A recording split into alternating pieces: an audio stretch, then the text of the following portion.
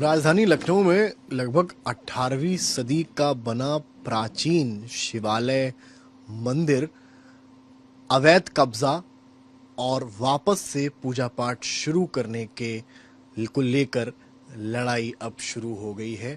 मामला अब प्रशासन तक जा पहुंचा है। मांग जांच की हो रही है। दावे अवैध निर्माण के किए जा रहे हैं।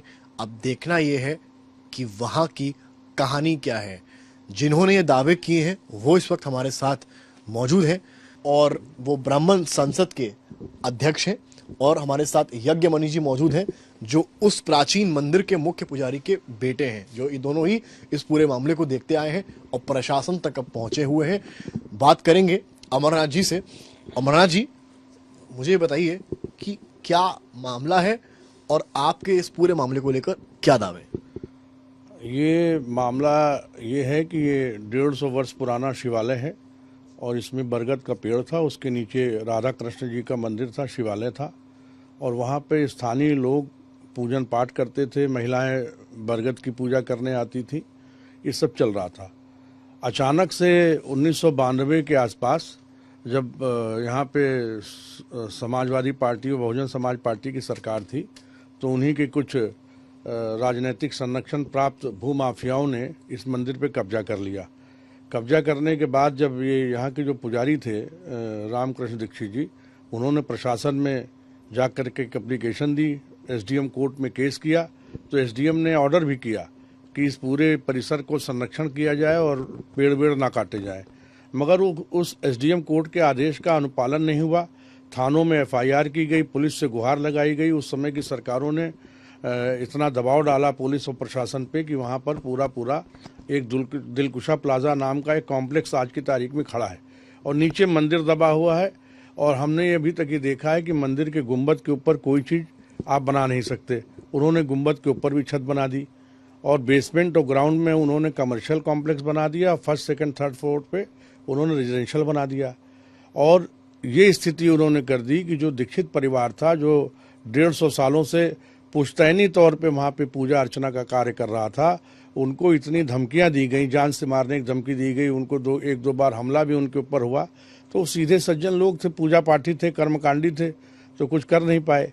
तो अभी ये विषय हमारे पास यज्ञमणि दीक्षित जी लेके आए तो हमने चर्चा की।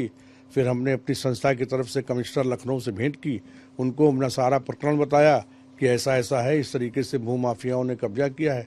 तो उन्होंने उस पत्र को डीएम को दिया है और हमें आशा है कि जिला प्रशासन इस पे जरूर कुछ ना कुछ संज्ञान लेगा और इस विषय में कल हम लोग एलडीए के वीसी से मिलेंगे। आ रहा हूँ, लेकिन बड़ी बात आप जो कह रहे हैं कि वहां पर पूजा अर्चना नहीं होती थी सालों से, नहीं हो रही थी 30 साल नहीं, लेकिन जब अभी हम ग्राउंड पर गए, हम लोग ने अभी मंदिर भी, प्राचीन मंदिर जो है वहाँ हम लोग गए, रिपोर्ट किया वहां से, तो वहां पर दो चीजें देखने को मिली। हालांकि काफी पुराना देखने को है, जाले लगे हुए हैं, वो सारी बातें साफ हैं, लेकिन वहां कुछ फूल शिवलिंग के पास चढ़े दिखे और जो लाइट होती दिवाली वाली वो भी वहां लगी हुई है। देखकर ऐसा लग रहा है कि वहां लोग आते जाते हैं। आप बिल्कुल सही कह रहे हैं। ये जो संभल की चीजें हमारे सामने आई हैं, जो मुजफ्फरनगर की चीजें सामने आई हैं, जो कानपुर की चीजें आई हैं कि स्थानीय तौर पे प्राचीन मंदिर जो एक धर्म संप्रदाय के लोगों ने वहाँ पे अपने मकान दुकान बना लिए और मंदिरों को ढक दिया, छुपा दिया, तो अब वो चीज़ें सामने आई हैं। तो क्योंकि विधानसभा के करीब का मामला है, इस वजह से जिन लोगों ने कॉम्प्लेक्स पे कब्जा करके, ज़मीन कब्जा करके कॉम्प्लेक्स बनाया है और अवैध रूप से बनाया है, इसका नक्शा भी पास नहीं है, तो इन लोगों ने अपने कॉम्प्लेक्स को बचाए रखने के लिए वहाँ दिवाली की लाइट अभी लगवा दी और वहाँ 2-4 फूल चढ़ा दिए कि ये पता चले कि यहाँ पूजा अर्चना हो रही है। अपनी जो उनकी गलती है, उस गलती को छुपाने के लिए वो ये दर्शाना चाह रहे हैं कि वहाँ पे पूजा अर्चना चल रही है और लाइट लगी है, मगर वहाँ स्थानीय लोग कोई नहीं जा रहे हैं। एक डर का, भय का माहौल है कि आपने दावा ये किया है कि जो है वहां पर एक बरगद का पेड़ था जिसकी पूजा अर्चना होती थी, वो कहाँ गया? वो बरगद का पेड़ काटा गया है। देखिए, एसडीएम कोर्ट के ऑर्डर में भी लिखा हुआ है कि बरगद के पेड़ और मंदिर को संरक्षित किया जाए। मतलब एसडीएम ने जिस पूजा पाठ जिस बरगद के पेड़ का होता था वो काट दिया। वो अगर काटा है तभी तो कॉम्प्लेक्स बना है। बरगद के पेड़ के नीचे ही दोनों मंदिर थे, तो एक मंदिर तो पीछे आ रहा था और राधा कृष्ण का जो मंदिर था जिसमें अष्टधातु की मूर्ति थी, उस मंदिर को भी वहां से हटा करके उसको तस्करों के हाथ बेच दिया गया। बरगद तो आप कह रहे हैं कि जो राधा कृष्ण की मूर्ति थी वो मंदिर से गायब हो गई? बेचा इन्होंने। अष्टधातु की मूर्ति उस समय के लोग बताते हैं, जो दीक्षित जी थे या और क्षेत्र के लोग हैं, उन लोगों ने बताया कि अष्टधातु की बहुत प्राचीन और बहुत दुर्लभ प्रतिमा थी, वो वहां से गायब की गई, मूर्ति गायब करके बेची गई। उसके बाद पेड़ काटा गया। पेड़ काटने के बाद वहां पर शंकर जी का जो आज आप मंदिर देख रहे हैं, वो बेसमेंट में बिल्कुल कोने में उन्होंने कर दिया। हमने भी किसी को भेजा था, तो कल बता रहा था कि मंदिर में पान के टुकड़े पड़े हैं, थूका गया है, गंदगी पड़ी है। कल की भी बात है, कल की शाम की बात यही है कि एक व्यक्ति को हमने भेजा था कि तुम कोरियर वाले बन के जाओ, मंदिर की जरा देखभाल करके आना। तो ये स्थिति इन्होंने की। और अगर पेड़ नहीं काटते तो अवैध कॉम्प्लेक्स बना नहीं सकते थे। इतना बड़ा कॉम्प्लेक्स बड़ा खड़ा कर दिया। आप ये भी तो देखिए। शिवलिंग जो है वहां पर, उसका दावा किया आप लोगों की तरफ से कि खंडित है वो? खंडित है, इन लोगों ने किया है।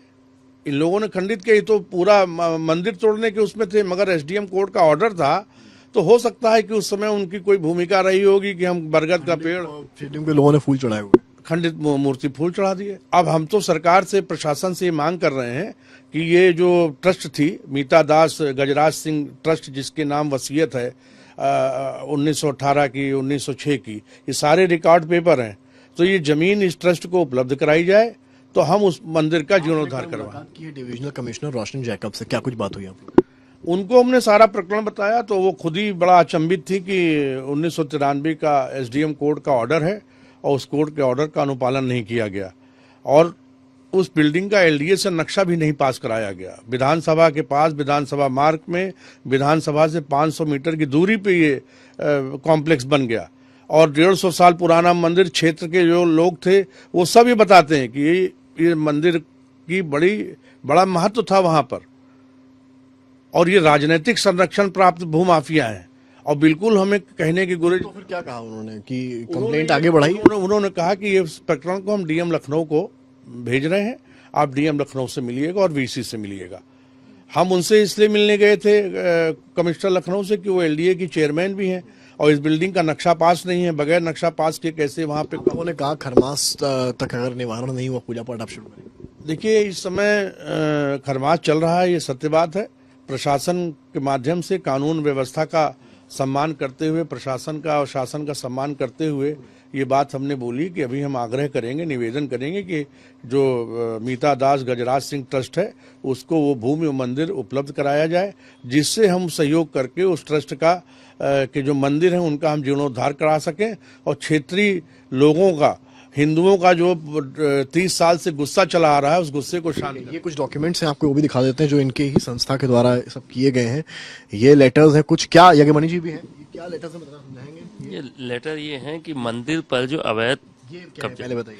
ये लेटर डॉक्टर अमरनाथ मिश्रा जी के लेटर हेड पे है, ब्राह्मण संसद ये इसके करता रहता है। जब इनसे हमारी मुलाकात हुई तो मुझे आश्वासन मिला कि आप चूंकि पिताजी नहीं हैं आपके, मैं आपका संरक्षक बन के आपको हर तरीके से इसमें सहयोग करूंगा। आप कृपया पेपर व्यवस्था कराइए। इस लेटर में क्या कहा गया बताइए? इस लेटर में समर्थ जी सारी इतिहास, इसका 150 साल पुराना इतिहास है, एक एक चीज का, कब कब क्या क्या हुआ है, क्या क्या घटना घटित हुई है वो है। और जो उस समय 1993 में अखबारों में खबर छपती थी, वो अखबारों की कटिंग भी इसमें है, एसडीएम का ऑर्डर भी है, वसीयत। ये लाइन बड़ी देखिए, 94 को पंडित रामकृष्ण दीक्षित द्वारा ठाकुर द्वारा मंदिर में स्थित अष्ट धातु की राधा कृष्ण की मूर्ति, सोने के आभूषण और अन्य सामान की चोरी एवं मंदिर प्रांगण में तोड़फोड़ होने की शिकायत थाना कैसरबाग लखनऊ के मंदिर समिति को लेटर हेड पर किया गया, परंतु सत्ता से प्रभाव में थाने में कोई कार्रवाई नहीं की गई। यानी कि इसकी प्रति भी इनके पास यहाँ मौजूद है। रुकिए पहले एक आराम से, यहाँ पर ये क्या है? ये वसीयतनामा है जो 1906 में गजराज सिंह द्वारा तैयार किया गया था मंदिर के लिए। 1885 में, मतलब कहने का मतलब ये वसीयत क्यों जरूरी है? क्योंकि जो गजराज सिंह जिनके नाम पर ये मंदिर था, ये उनकी वसीयत है। ये उसके कागज इस वक्त जो है इनके पास, हमारे पास मौजूद है। इसके अलावा हम थोड़ा सा और आगे इसमें चलेंगे। ये पूरी वसीयत है जी, पूरी वसीयत है, और इसमें मंदिर के लिए विशेष लिखा गया है। हाँ। ये उर्दू में है, इसका अनुवाद है ये हिंदी का। ये इसका उर्दू अनुवाद है। इसमें थोड़ा सा और आगे चलते हैं। ये सरकारी गजट का नक्शा इसके साथ में संलग्न है, जिसमें चीजें दर्शाई गई हैं। ये तमाम कागज से देखते रहिए आप किस तरह से ये मैप उसके बाद नक्शा बना है ये कहाँ का नक्शा है? एल्बर्ट रोड, उसी बिल्डिंग का नक्शा है। एल्बर्ट रोड उससे क्या नक्शे में क्या दिखाया गया है? बरगद का पेड़ है, राधा कहाँ कृष्ण, दिखाइए, ये बरगद का पेड़ है? ये बरगद का पेड़ है। जरा समझाइए यहाँ से। ओपन लैंड है और इसमें राधा कृष्ण का मंदिर भी आप देख रहे हैं, और हॉल सत्संग हॉल बना हुआ है। इसमें और भी चीजें हैं, ठाकुर द्वारा बना हुआ है, ये देखिए ठाकुर द्वारा लिखा हुआ है, और शिवालय भी बना हुआ है, ये देखिए। तो इसमें सारी चीजें व्यवस्थित थी। किसके द्वारा मैप बनाए गए? ये प्राचीन मैप है, ये भी हमको ही अभिलेखों से प्राप्त हुआ। अच्छा, तो ये एलडीए के पास रजिस्टर्ड है, ऐसा कुछ है? नहीं, कुछ नहीं। ठीक है, ये क्या है? ये कागज जो है, इससे पहले का मैप जो है, ये है। ये सरकारी मैप है, ये अभिलेखों से निकलवाया गया था। सरकारी मैप में क्या मंदिर का एस्टेब्लिशमेंट है इसमें? हाँ बिल्कुल है, इसमें पूरा डिटेल दिया है। इसको अगर अनुवाद कराया जाए तो चीज सामने आ जाएगी। सरकारी इसमें मैप कुछ को भी चीजें दिखाइए लिखा जरा हुआ पे है, यहाँ पर। ये देखिए कुछ चीजें लिखी हुई हैं। रास्ता, कच्चा रास्ता, और वहाँ जो भूमि थी जिस नंबर पे, वो सब दर्शाया गया, उसमें पेड़ कितने क्या थे ठीक है, आगे उस समय का क्या नंबर। है? ये ख्वाहिशनामा है, जो उन्होंने ये विचार किया कि मंदिर में पूजा पाठ कैसे होगा, गजराज सिंह जी ने। तो हमारे पर बाबा को उन्होंने ख्वाहिशनामा उनका ये था कि जो भी आप असलन नस्लन, इसमें लिखा हुआ था पुश्तैनी दर पुश्तैनी, जो भी आपके असलन नस्लन परिवार के लोग हैं पूजा करेंगे। ये उर्दू का भी हिंदी अनुवाद है। सबसे जरूरी कागज जो है अब वो हम आपको दिखाते हैं, यानी कि 1993 के जो जिला मजिस्ट्रेट यहाँ के थे, नगर मजिस्ट्रेट, उन्होंने एक आदेश दिया और ये कहा कि मंदिर और मंदिर के पास बना जो बरगद का पेड़ है उसको कोई नुकसान नहीं पहुंचाएगा, क्योंकि धार्मिक आस्थाएं, भावनाएं इस पूरे परिसर से जुड़ी हुई हैं। अब पहले आप ऑर्डर देखिए, यहाँ कैमरामैन रोहित आपको दिखाएंगे। न्यायालय नगर मजिस्ट्रेट लखनऊ 14 यानी कि 14 जनवरी 1993, यहाँ पर ये प्रभारी निरीक्षक को ये लेटर लिखा गया है, यानी कि वहां के जो पुलिस के निरीक्षक हैं उनको ये लेटर लिखा गया है। यहाँ पर साफ लिखा गया है कि नगर की देश और नगर की सांप्रदायिक माहौल स्थिति को देखते हुए मंदिर अथवा बरगद के पेड़ को क्षति पहुंचाना कानून व्यवस्था के हित में नहीं है। यहाँ आगे लिखा है कि यह पाया गया है कि मंदिर व्यक्तिगत रूप से अर्चना के प्रयोग में आते रहे, किंतु इसका अस्तित्व काफी पुराना यानी कि प्राचीन मंदिर है। इस दृष्टि से आपको आदेशित किया जाता है कि पेड़ को काटने के संबंध में कोई अनुमति नहीं दी गई है और उसे निरंतर इस समाधान किया जाए और इस विषय में किसी भी निर्माण को नहीं होने दिया जाए और दोनों मंदिर और बरगद के पेड़ की सुरक्षा सुनिश्चित की जाए। नगर मजिस्ट्रेट लखनऊ, उनका हस्ताक्षर, वीपी सिंह उस वक्त के नगर मजिस्ट्रेट है। तो नगर मजिस्ट्रेट का यह आदेश था कि मंदिर और बरगद के पेड़ को सुरक्षित किया जाए। और उससे बड़ी बात यह है, ये की गई थी क्षेत्राधिकारी चौक और कैसलबाग को। ठीक है, तो बड़ी बात इस लेटर से जो सामने आती है कि उस वक्त का प्रशासन का आदेश था पेड़ और मंदिर को सुरक्षित किया जाए। अब बरगद का पेड़ तो वहां अब मौजूद नहीं है, क्योंकि उसे तोड़कर वहां कॉम्प्लेक्स बना दिया गया। मंदिर जरूर वहां मौजूद है जिसके ऊपर वो कॉम्प्लेक्स बनाया गया है। कुछ यही कहानी। एक ही मंदिर बचा है, वो शिवालय। राधा कृष्ण का मंदिर वो गायब हो गया पूरी तरीके से, वो भी भेंट चल गया अतिक्रमणकारियों की। हाँ, अब आप समझाइए जरा आगे के पेपर्स किस तरह से हैं, ये क्या चीज है? ये एसडीएम का जो ऑर्डर है कोर्ट का, वो ऑर्डर है। सोसाइटी का पत्र सोसाइटी पत्र, ये सोसाइटी का रजिस्ट्रेशन का सर्टिफिकेट है। इसीलिए इसको सोसाइटी रजिस्ट्रेशन कराया पिताजी ने। ये पुलिस कंप्लेंट है, ये थाना प्रभारी को लिखी। पुलिस की कंप्लेंट है। जब उस समय जब इन लोगों ने पेड़ काटा है 94 में, तो ये थाने में जो दिया गया है उस समय की रिसीविंग भी है ये देखिए आप। और ये ट्रस्ट के लेटर हेड पे कंप्लेंट की गई है। कुछ हुआ था थाना की तरफ से? कुछ नहीं, सरकार ही ऐसी थी वो। ठीक है, तो यहाँ पर आपको देखते हैं, आगे आइए। यहाँ पर ये अखबारों के भी कुछ हैं, पुराने जो अखबार हैं उनके भी कुछ खबरें आपको हम दिखाते हैं। फिर जिला अधिकारी को पब्लिक ने दिया था पत्र कि इस पे आप कुछ कार्रवाई करें, नहीं तो ये मंदिर वगैरह सब खत्म होने की कगार पे आ रहा।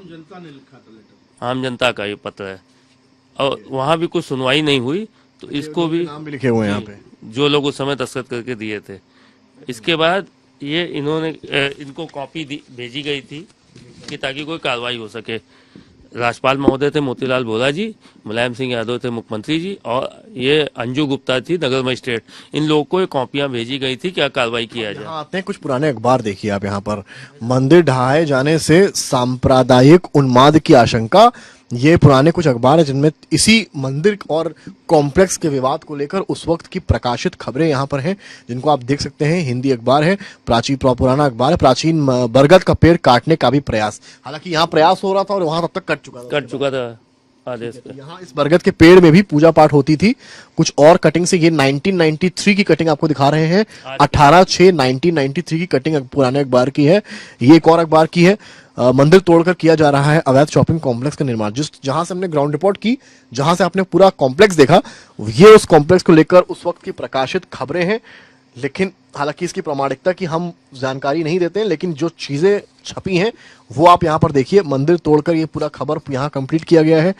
और आगे आप चलिए, तमाम आपको यहाँ पर ऐसे डॉक्यूमेंट्स दिखाई पड़ेंगे। ये अखबार है, यहाँ पर पुलिस के रवैये से शिव भक्तों में रोष, ये पूरी खबर तब की लिखी हुई है। और तमाम खबरें जो हैं, ये क्या चीज़ है? ये सोसाइटी के ही कागज हैं जो बाद कुल में मिलाकर ये कागज जो हैं वो ये कह रहे हैं काफी कुछ की ये मामला कब से चला आ रहा है, निवारण नहीं हुआ है। बड़ी बात यहाँ पर यह है कि नगर मजिस्ट्रेट जो उस वक्त के रहे 93 के, उनका यह आदेश था कि संरक्षित किया जाए, यानी कि कोई उस पर अतिक्रमण ना करे या उसको डिस्टर्ब ना करे। पेड़ और मंदिर, तो पेड़ तो तोड़ दिया गया, अवैध निर्माण कैसे हुआ ये एक बड़ा सवाल है। हालांकि एलडीए से पास है या नहीं है, इसका सवाल एलडीए से जरूर किया जाएगा। लेकिन अब पूरा मामला यहाँ पर यह है। आखिरी मुझे ये बता दीजिए आप कि अब आपकी मांग क्या है कुल मिलाकर? हमारी मांग शासन प्रशासन से ये है कि 1993 में जो एसडीएम कोर्ट का ऑर्डर हुआ था, उस कोर्ट के ऑर्डर का अनुपालन तो हुआ नहीं और मानना कर दी गई लोगों के द्वारा। तो उस कोर्ट के पुराने कोर्ट के ऑर्डर का अनुपालन करते हुए मीता दास गजराज सिंह ट्रस्ट को वो भूमि उपलब्ध कराई जाए और जो बगैर नक्शा पास के कॉम्प्लेक्स बनाया गया है उसको हटाया जाए और हम वहाँ पे राधा कृष्ण का मंदिर और वृक्षारोपण वहाँ करेंगे। और शंकर जी का जो मंदिर आप देख रहे हैं उसको इन लोगों ने खंडित कर दिया है, तो हम दोबारा से उसका हम पूरा जीर्णोद्धार कराएंगे और संस्था को जीर्णोद्धार करा के देंगे। हम प्रशासन के पास इसलिए गए हैं क्योंकि प्रशासन ने ही ऑर्डर किया था एसडीएम कोर्ट ने कि इसका संरक्षण किया जाए और संरक्षण नहीं कर पाए। वहाँ एक जो कॉम्प्लेक्स बन गया, वहाँ तमाम दुकानें भी अब हैं, तो वो भी सब साथ ही में स्थापित हो जाएंगी अगर उस कॉम्प्लेक्स को हटाया जाता है। तो बिल्कुल हटेंगी, जब अवैध है तो हटेगा ही, क्यों नहीं हटेगा। आपने जब गलत किया हुआ है, मंदिर की जमीन पे कभी कोई कमर्शियल कॉम्प्लेक्स रेजिडेंशियल बन नहीं सकता, आपने कैसे बना लिया। कभी किसी हिंदू ने किसी मुसलमान के मदरसे में, मस्जिद पे, खानखा में कहीं पे कोई कब्जा करके कुछ नहीं बनाया है। उस समय सरकार ऐसी थी। आप लोग एलडीए में जाने वाले? कल जाएंगे, वीसी से टाइम मिला। और सरकार ऐसी थी, वो हिंदू विरोधी सरकार थी, इसलिए इस तरीके की चीजें होती। देख सकते हैं आप यहाँ पर कल ये सभी लोग एलडीए दफ्तर भी जाएंगे, वीसी से मिलेंगे और अपनी समस्या सामने रखेंगे। अब देखना यह है कि इस पूरे मामले पर प्रशासन और एलडीए का क्या रुख रहता है। कैमरामैन रोहित के साथ समर्थ श्रीवास्तव, लखनऊ आज तक। जैसे कि मैं सो रहा हूँ तो पिताजी को जगाना है मुझे, तो वो डायरेक्ट उठाने के बजाय, और हिंसा की परंपरा मेरे यहाँ नहीं थी सौभाग्य से, तो वो क्या करते थे कि उस कमरे में आ जाएंगे या बाहर से गुजरेंगे और चौपाई बोलेंगे, प्रात काल उठ गए रघुनाथा मात पिता गुरु नावई माता। कभी कभी मैं गुस्से में उठ करके, अरे पापा, चरण स्पर्श किया और सो गया। मैंने कहा अब मत उठाना।